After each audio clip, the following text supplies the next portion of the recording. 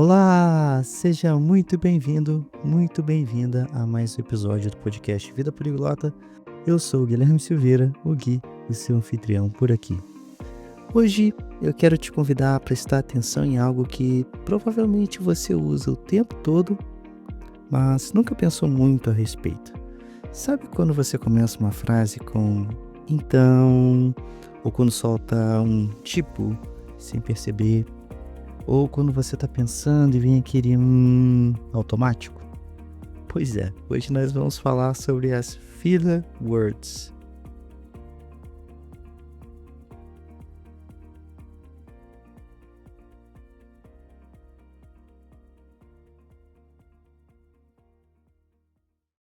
A fala humana tem ritmo, ela respira, ela hesita, ela tropeça às vezes.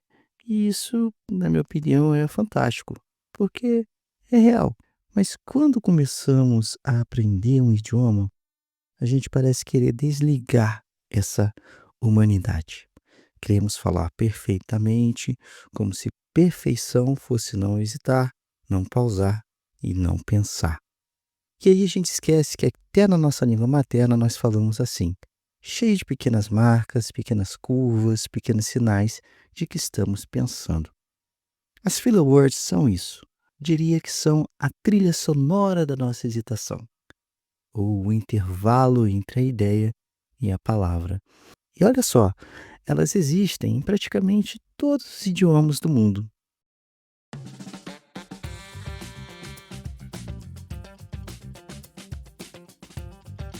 E o que são filler words, afinal? Filler words são palavras, fragmentos, sons, muletas linguísticas que usamos para ganhar tempo, organizar a frase, suavizar ideias, demonstrar conexão com quem nos ouve, mostrar que ainda não terminamos e reduzir a pressão de ter que falar certo. Elas não têm conteúdo semântico forte, mas têm função social, função emocional e função rítmica. Elas são como aquele "deixa eu respirar antes de continuar". E por que nós usamos filler words? Nós usamos por 3 motivos principais. Primeiro, para pensar. O cérebro trabalha mais rápido que a boca, às vezes mais devagar, e a gente precisa de um tempinho. Segundo lugar, para sinalizar continuidade. Quando a gente diz então, é como se a gente estivesse avisando: calma, eu ainda não acabei. Em terceiro lugar, a gente usa para criar proximidade. Elas quebram a rigidez, elas deixam a fala mais humana, mais real. Por isso, quando o aluno fala um idioma estrangeiro sem nenhuma filler word, ele pode soar artificial. É como ouvir uma fala perfeita demais, lisa demais, que não respira. Vamos começar pela nossa casa, o português brasileiro. Algumas das nossas favoritas são então, tipo, né, o né, a gente usa demais, né? A gente usa o né para pedir confirmação. A gente usa o assim, que é para suavizar e preparar o que vem depois. A gente usa também o aí, que liga uma ideia à outra. O entendeu, sabe, para criar a conexão com o ouvinte. E é legal perceber como elas mudam o tom da frase. Dizer eu gostei é uma coisa, mas dizer eu gostei, né? Já é outra, é mais próxima, é mais compartilhada. Tipo, pode suavizar uma opinião que talvez pareça muito direta. E o então pode organizar uma explicação que ainda está se formando.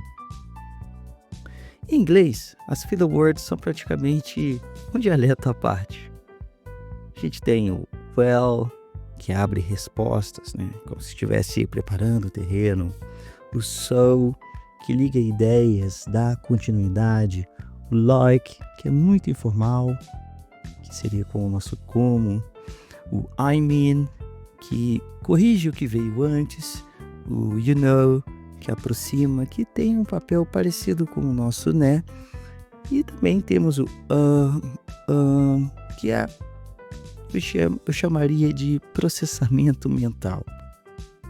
E é interessante perceber que quando um estrangeiro fala inglês sem nenhuma filler word, ele soa meio robótico. Mas quando ele aprende a usar o well e soa na hora certa, a fluência passa a parecer mais natural. Então eu diria que com elas a nossa fala fica mais leve. É como se a fala deslizasse. No espanhol, a gente tem mais filler words, por exemplo, como o sea, bueno, pues. E isso muda o registro, né? Muda o ritmo, muda tudo. Em francês a gente tem o alors, o né, o pas. Então isso já traz uma impressão de que você também conhece bem o idioma. E o italiano? O italiano, até as hesitações são expressivas, como allora, que é praticamente um instrumento linguístico, né? A gente pode usar o allora para começar um discurso, para hesitar, mudar de assunto, organizar pensamento. A gente tem em italiano também o ecco, que também faz esse papel muito bem. E como eu sempre gosto de falar nas línguas nórdicas, eu sempre gosto de trazer exemplos das línguas nórdicas. No sueco a gente tem o liksom, que é equivalente do tipo, como like. No inglês temos o so, que é como então. Já no finlandês a gente tem o nin, que é uma palavrinha muito importante. Com o nin a gente pode expressar muitas ideias. Temos também o que é como se fosse né, o finlandês. Então elas preenchem o silêncio, né, de uma maneira bem peculiar, né? Elas, como eu acabei de usar, né? Elas preenchem o silêncio e mostram que você está presente, que você está pensando, mesmo que esteja acontecendo uma pausa. E agora vem a parte mais importante. Filler words fazem parte da fluência, mas fluência não é quantidade, é consciência. Se você usa demais, perde clareza na mensagem. Se você usa de menos, perde naturalidade. Então, é sempre bom buscar um equilíbrio. Em um idioma estrangeiro, começar a usar filler words de uma forma natural é um sinal de que você já está, vamos dizer, sentindo o idioma, não apenas falando. É quando você deixa de traduzir e passa a pensar na própria língua. Bom, então, como que a gente pode usá-las ao nosso favor? Primeiro, observe os nativos. Veja como, onde e por que usam certas palavras. Segundo, escolha 2 ou 3 delas para começar. Não precisa usar todas, só as que combinam com você. Pegue as que você mais usa em português e busque uma tradução. Terceiro lugar, treine em voz alta, simule situações reais. Quarto lugar, use estrategicamente para ganhar tempo. Então, em vez de travar, ficar sem saber o que dizer, fale well ou pues, mas mantenha consciência. É como se você fosse o maestro do ritmo da sua fala. A linguagem humana não é um conjunto de frases perfeitas. É como um rio que flui, que se adapta. As filler words mostram exatamente isso. Que pensar não é feio, que pausar não é fraqueza, que hesitar faz parte da comunicação e que a fluência não está na ausência de imperfeições, mas sim na capacidade que nós temos de continuar navegando apesar delas. Afinal, o idioma é uma ponte e essas pausas, então, né, são os passos intermediários que nos levam até um outro lado.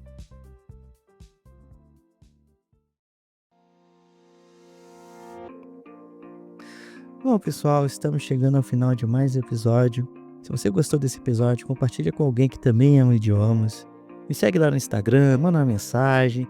Me conte qual filler word você mais usa no seu dia a dia. Pode ser em português ou qualquer outro idioma.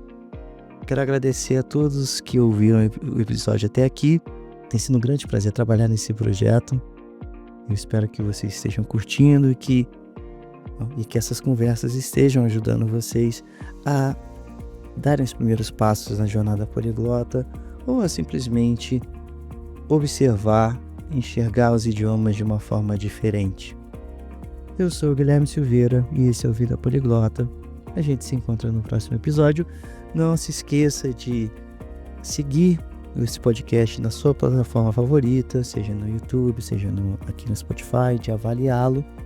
Isso vai ajudar muito no meu trabalho. E é isso, pessoal. Até lá. Até a próxima semana. Um abraço.